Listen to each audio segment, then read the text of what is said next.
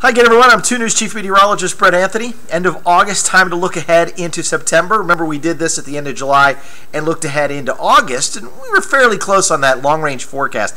Off by a couple of days here and there, but we got the 100-degree days pretty close. We had the rainy period fairly close. In fact, one Saturday forecast that we did long-range was more accurate than the forecast I did the day before.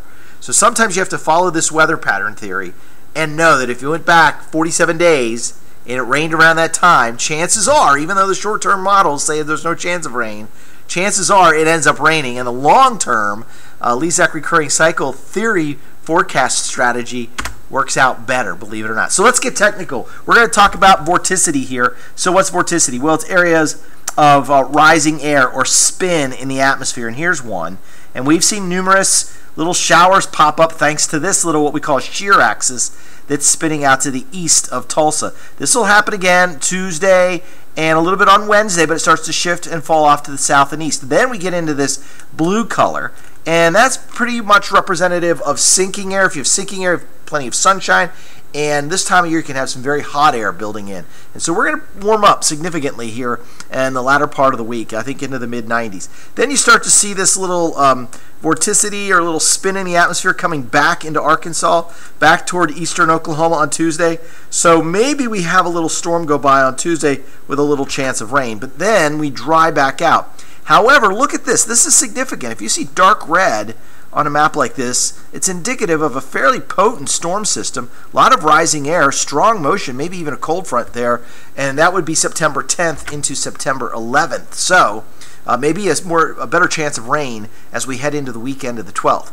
But anyway, the first 7 days of September, the trend is for temperatures to be in the lower 90s, and we're going to be dry. Let's go ahead and take a look at the rest of the month. We know we start off dry for the first 7 days of the month. Around the 8th and 9th, I showed you that little storm coming back, so maybe a little rain there. And then as we head into the 12th and 13th or 11th and 12th of September, and now there's a better chance for some rain. Big golf tournament going on in Bixby with some high schoolers, the Battle of Bixby, the 12th and the 13th.